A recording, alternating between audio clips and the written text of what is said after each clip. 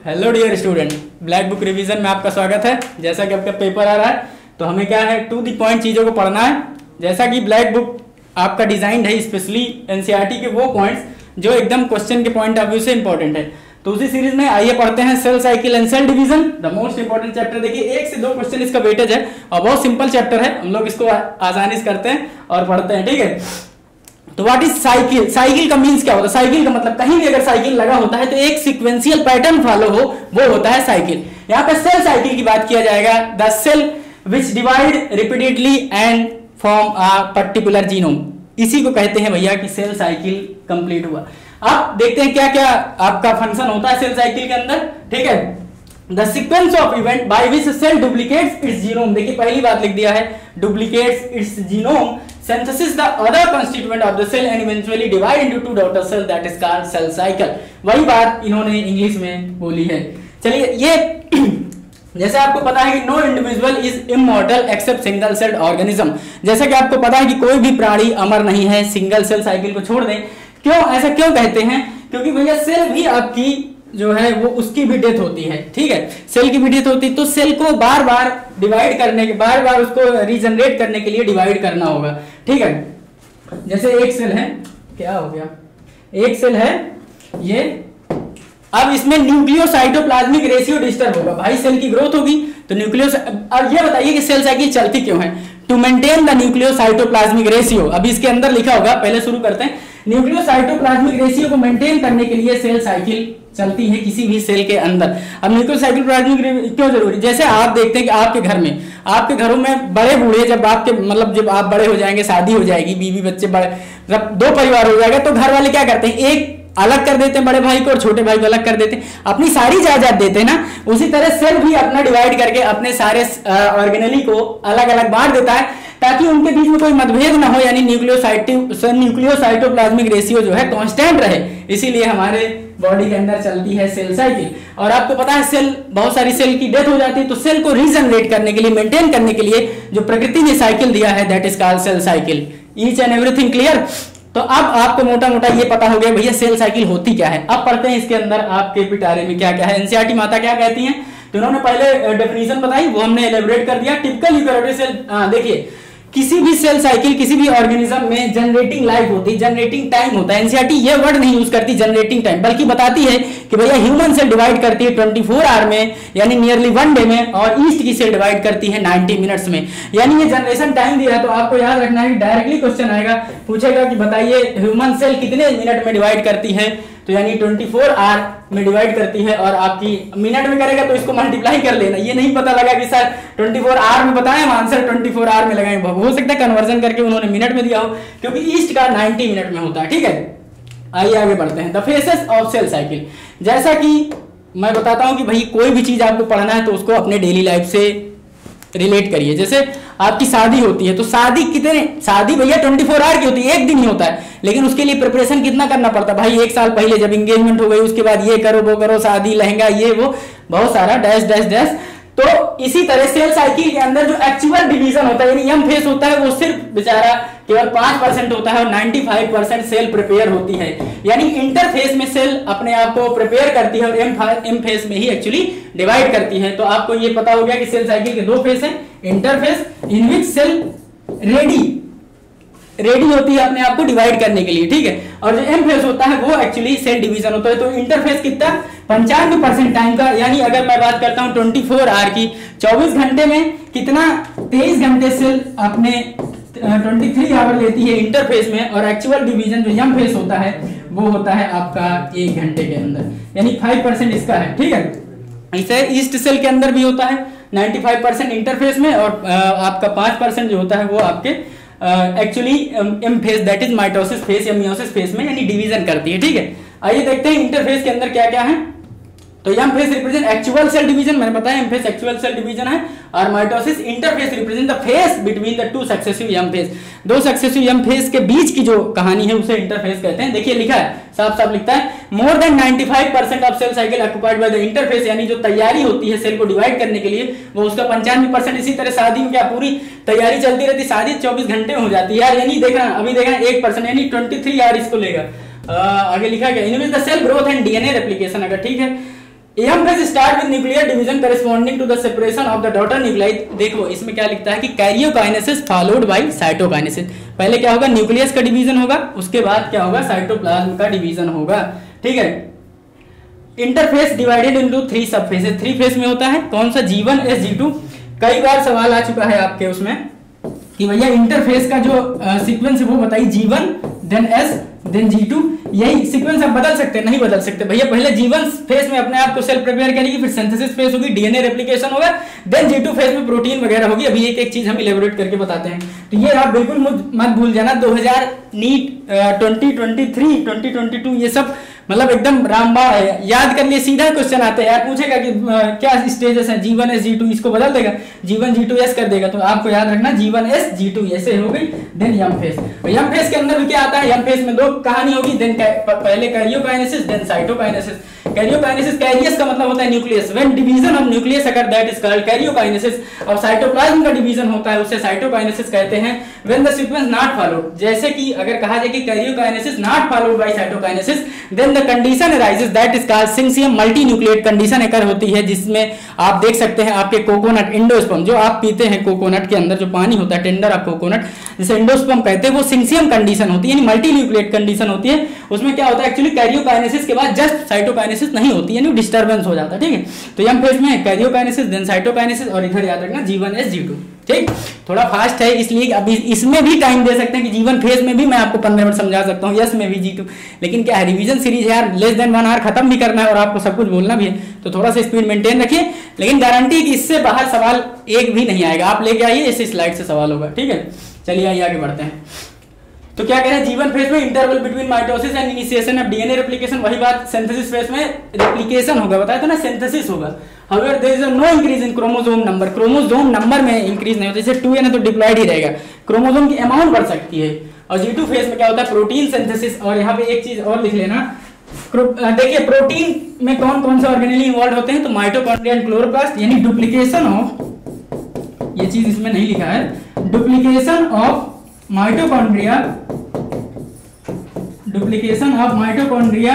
And chloroplast also occur here, कहां पे, G2 phase में। ठीक है बच्चा, तो हमें G1 में क्या याद रखना है, ये इंटरवल होता है mitosis and initiation of DNA replication. ठीक है, इनिशिएशन ऑफ डीएनए रेप्लिकेशन बिल्कुल मत भूल जाना, सिंगल लाइन सवाल पूछेगा, भैया इनिशिएशन ऑफ डीएनए रेप्लिकेशन होगा G1 S G2, आंसर जाएगा G1। Then S phase, S नाम बता रहा है सिंथेसिस फेज है, तो डीएनए का सिंथेसिस होता है यानी रेप्लिकेशन होता है। However there is no chromosome number, किसी भी क्रोमोसोम नंबर में इंक्रीज नहीं होता। ठीक है, जैसे डिप्लॉयड है तो 2n है तो 2n ही रहेगा। एनिमल सेल में सेंट्रियोल डुप्लीकेट करता है साइटोप्लाज्म के अंदर, कहां पे, एस फेज में। ये चीज याद रखना है। 2 ऑर्गेनेली के बारे में मैंने बताया, आपका एक सेंट्रियोल जो एस फेज में डुप्लीकेट करेगा, और आपका प्रोटीन के लिए आपका माइटोकॉन्ड्रिया और क्लोरोप्लास्ट G2 फेज में डिवाइड करते हैं। तो ठीक है, मोटा मोटा ये याद रखेंगे।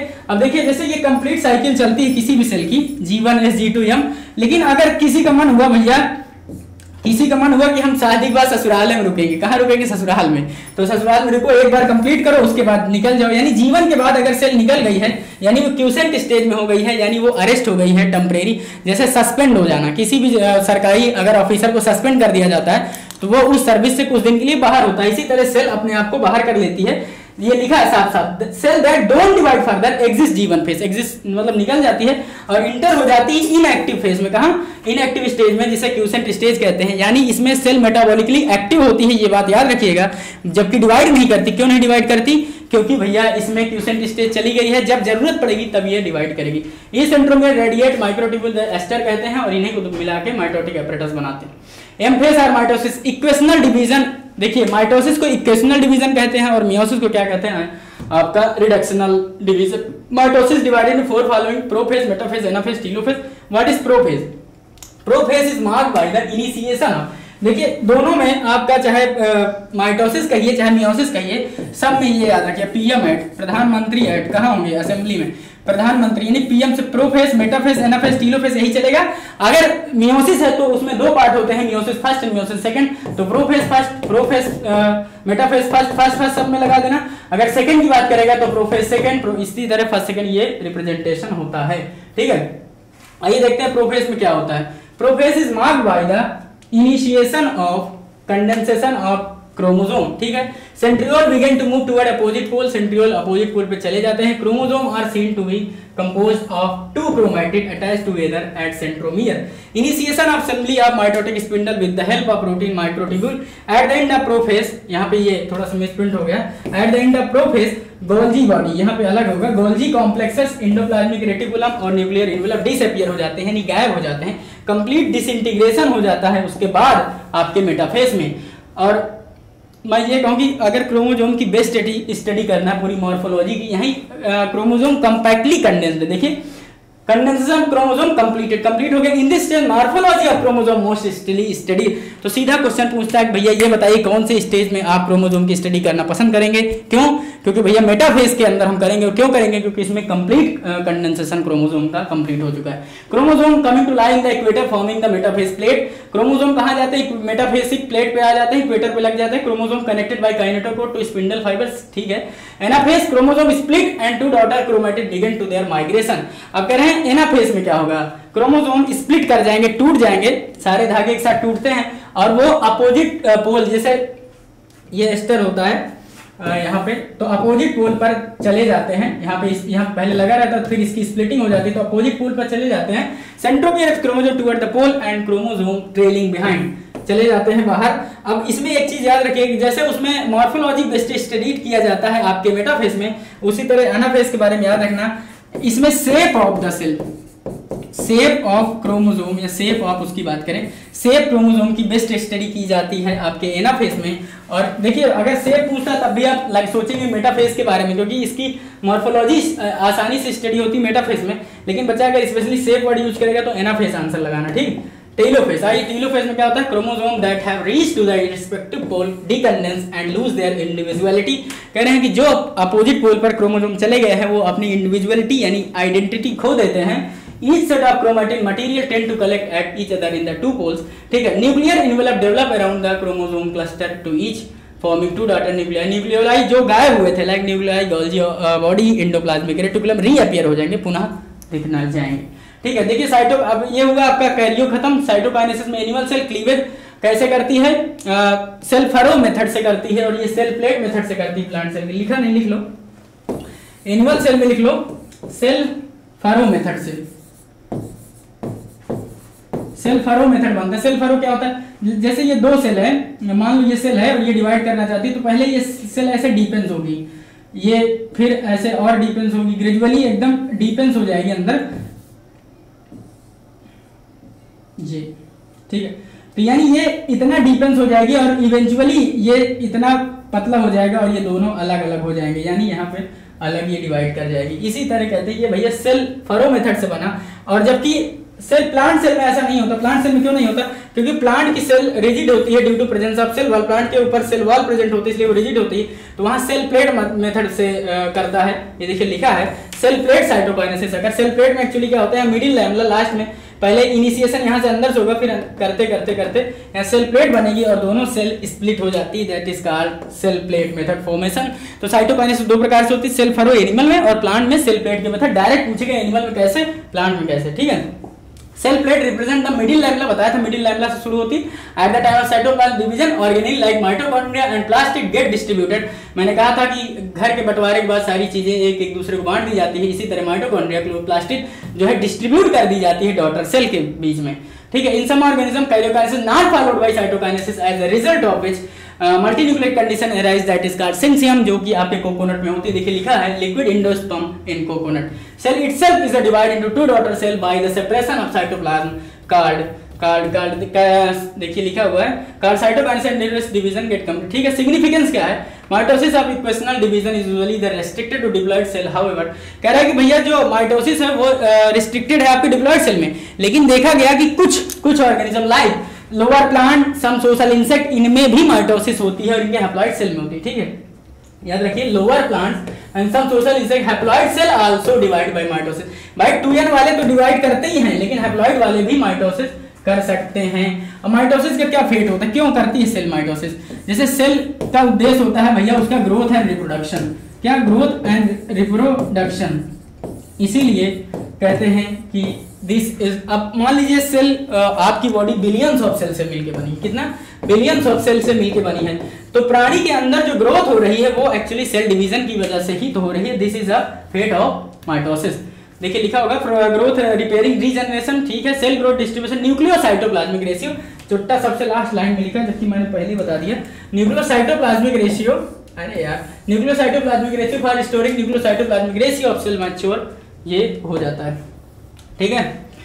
मियोसिस स्पेशलाइज काइंड ऑफ, ये माइटोसिस खत्म हुआ, दूसरा पार्ट देखते हैं, meiosis specialise kind of cell division that reduce the chromosome number by half. इसमें रिडक्शनल डिवीजन क्यों कहते हैं, क्योंकि क्रोमोसोम नंबर हाफ हो जाता है। Meiosis ensure production of haploid phase, देखिए आपके पूरे बॉडी के अंदर सारे सेल लगभग डिप्लॉइड हैं, एक को छोड़ दिया जाए that is gamete cell. Gamete cell sperm in male and ova in female, ये होते हैं आपके हैप्लॉइड, बाकी सब होते हैं डिप्लॉइड, इसीलिए इंश्योर करता है meiosis he. Meiosis ensure the production of haploid phase in the life cycle of sexually reproducing organism. Fertilization restore the diploid phase. अब fertilization इसके बाद कर देता है, जैसे भैया मेल के अंदर स्पर्म यन है और फीमेल के अंदर ओवा भी यन है, ये दोनों मिलके बनाते हैं जाइगोट, जाइगोट इज डिप्लॉइड, यानी फिर से हम 2n में हो गए, यानी यन से यन मिले और फिर 2n मिल गए, इसीलिए ये रिस्टोर कर देता है डिप्लॉइड फेज को। Meiosis involve 2 sequential cycle of nuclear division का, मियोसिस फर्स्ट बताया था, मियोसिस फर्स्ट और meiosis second only as a single cycle of DNA replication. दो प्रकार के होते हैं, meiosis first and meiosis second. Meiosis first में वही बताया था, प्रोफेज मेटाफेज एनाफेज से फर्स्ट चिपका देना, उसमें सेकंड। आइए देखते हैं प्रोफेज फर्स्ट के अंदर क्या है। देखिए मियोसिस के अंदर जो सबसे इंपॉर्टेंट है वो है आपका मियोसिस फर्स्ट का प्रोफेज फर्स्ट, इंपॉर्टेंट भी, लॉन्गेस्ट भी और एग्जाम के पॉइंट ऑफ व्यू से बहुत इंपॉर्टेंट। अगर 50% क्वेश्चन, जैसे 2 क्वेश्चन आते हैं तो 50% चांस है कि प्रोफेज फर्स्ट से एक सवाल हो, 2 सवाल में एक सवाल इसी का होता है, यानी पूरा पीवाईक्यू भरा पड़ा है इसी 5 स्टेज में। 5 सब स्टेजेस पाई जाती हैं, कौन कौन से, लेप्टोटीन, जाइगोटीन, पैकिटीन, डिप्लोटीन, डायाकाइनेसिस। आपको यही सीक्वेंस याद होना चाहिए। ला जरा पानी दे दे, कुछ भी याद कर लो जो तुम्हें मन हो, वो तो मैंने डायरेक्ट सडन बना दिया, ला जरा पानी दे दे, ला जरा पानी दे दे। तो याद रखना लेप्टोटीन, जाइगोटीन, पैकिटीन, डिप्लोटीन, डायाकाइनेसिस। अब इसी सीक्वेंस में क्यों, क्योंकि इसकी कहानी सीक्वेंशियल है, चीजों को पूछेगा कि भैया दिस फेस आकार इन विच, ऑप्शन दे देगा 4, अब आप भूल गए, अब सीक्वेंशियल याद करें। जैसे देखिए कॉम्पैक्शन ऑफ क्रोमोसोम, यानी क्रोमोसोम कंपैक्ट होंगे कहां, लेप्टोटीन के अंदर। देखिए लिखा होगा compaction of chromosome continue through out leptotene, leptotene के पूरे मामले में कंपैक्शन ऑफ क्रोमोसोम चलता रहता है। Chromosome become gradually visible after condensation के बाद दिखता है और कंपैक्शन चलता है लेप्टोटीन में, ठीक है। उसके बाद जाइगोटीन का क्या फंक्शन है, chromosome start pairing called synapses. Synapses कहां होती है तो पूछेगा, सीधा आंसर छपता है भाई, synapsis occur in zygotene. Chromosome पर homologous chromosome forming synaptonemal complex is bivalent. देखिए इनिशिएशन या कहूं कि टेट्राड या बाइवैलेंट का बन जाना स्टार्ट हो जाता है आपके जाइगोटीन में, लेकिन क्लियरली विजिबल होते हैं। अगर देखो स्टेटमेंट में ध्यान दिया करो, पूछ क्या रहा है, यही गलती हो जाती है हमसे कि हम क्वेश्चन को सही से नहीं पढ़ते। अब वो कह दिया कि भैया कंप्लीटली विजिबल है, तो आप जाइगोटीन में देख ली कि भैया इसमें टेट्राड बनता है, वही लगा के चले आए। या पैकिटीन, इसके बारे में पूछा कि भैया बनता कहाँ, तो जाइगोटीन है और आप पैकिटीन लगा के देखना कैसे है भैया। अगर इनिशिएशन की बात करता है, फॉर्मिंग की बात करता है, तो यहाँ पे बनते हैं कंप्लीटली विजिबल होते हैं पैकिटीन में। देखिए लिखा हुआ 4 क्रोमोसोम, देखिए लिखा each bivalent chromosome become distinctly and clearly visible appear as a tetrad, यहाँ पे क्लियरली अपीयर होते हैं आपके पैकिटीन में। Appearance of recombination nodule site of crossing over non sister chromatid के बीच में होमोलॉगस क्रोमोसोम के नॉन सिस्टर क्रोमैटिड में जो बनता है रिकॉम्बिनेशन नोड्यूल, ये भी कहानी चलती है पैकिटीन के अंदर। सीधा क्वेश्चन सबका, क्रॉसिंग ओवर कहाँ चलती है, पैकिटीन के अंदर। सिनेप्सिस कहाँ होती है, जाइगोटीन के अंदर, ठीक है। Recombination between non sister chromatid of homologous chromosome completed at the end of pachytene, pachytene के एंड में ये कंप्लीट हो जाता है। देखिए अब डिप्लोटीन में क्या है, डिसोल्यूशन ऑफ सिनेप्टोनिमल कॉम्प्लेक्स, सीधा पूछेगा डिसोल्यूशन ऑफ सिनेप्टोनिमल कॉम्प्लेक्स किस स्टेज में होते हैं, तो डिप्लोटीन में। क्रोमोसोम ऑफ बाइवैलेंट सेपरेट हो जाते हैं, एक्सेप्ट स्ट्रक्चर्ड कियास्मेटा विजिबल होते हैं। डायाकाइनेसिस, व्हाट इज डायाकाइनेसिस, टर्मिनलाइजेशन ऑफ कियास्मेटा, कियास्मेटा यहाँ पे बना, डिप्लोटीन में डिसोल्यूशन हुआ और इसका क्या हुआ, टर्मिनलाइजेशन होना है, इसे कहते हैं diakinesis. End of diakinesis nucleoli disappear and the nuclear envelope also break down. बस यही कहानी याद रखना है। तो हमें क्या क्या याद रखना है, लेप्टोटीन में क्या होता है, कॉम्पैक्शन ऑफ क्रोमोसोम। जाइगोटीन के अंदर क्या होता है, जाइगोटीन में आपका सिनेप्सिस पूरे थ्रू आउट होता है। देन पैकेटीन में देखिए जाइगोटीन में ही आपके बन जाते हैं सिनेप्टोनीमल कॉम्प्लेक्स, लेकिन क्लियरली विजिबल होता है आपके पैकेटीन में, रिकॉम्बिनेशन नोड्यूल अपीयर होता है आपके पैकेटीन में, और क्रॉसिंग ओवर एक्सचेंज भी होता है पैकेटीन में। तो ये 2-3 पॉइंट याद रखना बच्चा। पैकेटीन के बारे में हमको क्या क्या याद रखना है, क्लियरली विजिबल होता है टेट्राड, ये बात याद रखना है। क्रॉसिंग ओवर कहाँ होता है, तो यही होता है, ठीक है। क्रोमोसोम कंप्लीशन जो पैकेटीन में ही हो जाता है आपके। तो 3 पॉइंट पैकेटीन में, जाइगोटीन में आप ये याद रखिए बन जाता है, और सिनेप्टोनीमल कॉम्प्लेक्स के पूरे प्रोसेस में कॉम्पैक्शन होता रहता है। देन डिप्लोटीन में क्या याद रखना है, डिसोल्यूशन ऑफ सिनेप्टोनीमल कॉम्प्लेक्स आ जाएगा आंसर में। डायकाइनेसिस में क्या होता है, टर्मिनलाइजेशन ऑफ कियास्मेटा, कियास्मेटा टर्मिनल में चले जाती है, ये बात याद रखिए, ठीक है। आइए आगे बढ़ते हैं। देन प्रोफेज फर्स्ट के बाद अब आएगा metaphase, then anaphase, then telophase. Metaphase prophase first complete किए, इसकी 5 सब स्टेजेस बहुत इंपॉर्टेंट है, ठीक है। देन आपके मेटाफेज बाइवेलेंट क्रोमोसोम अलाइन इन इक्वेशनल प्लेट, कह रहा है कि आपके इक्वेटोरियल प्लेट पे मेटाफेज जो है अलाइन हो जाते हैं, और स्पिंडल फाइबर जो है अटैच रहता है आपके पर्टिकुलर क्रोमोसोम से, और सेंट्रोमियर सेपरेट नहीं होता, बिल्कुल याद रखना है। मेटाफेज में सेंट्रोमियर जो है वो सेपरेट नहीं होता। देन आप आइए एनाफेज फर्स्ट में होमोलॉगस क्रोमोसोम सेपरेट हो जाते हैं। टीलोफेज में न्यूक्लियर मेम्ब्रेन एंड न्यूक्लियलाई रीअपीयर, जैसे वहां भी बहुत सारे गायब हो गए थे, यहाँ भी आपके अब वहां से गायब हो तो रीअपीयर होंगे। Cytokinesis follow this is called dyad of cell, यहाँ भी यह अब आपका होगा।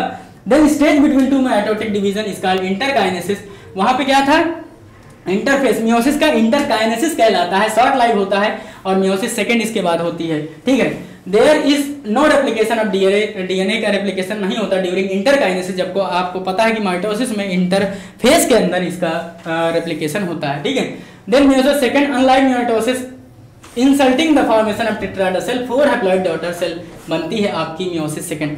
अब देखिए meiosis second is similar like to mitosis, mitosis की तरह होती है। सिग्निफिकेंस क्या है मियोसिस का, मियोसिस आकर इन कंजर्वेशन ऑफ क्रोमोसोम नंबर को कंजर्व रखने के लिए मियोसिस जरूरी है भैया। जेनेटिक वेरिएबिलिटी बढ़ाती है।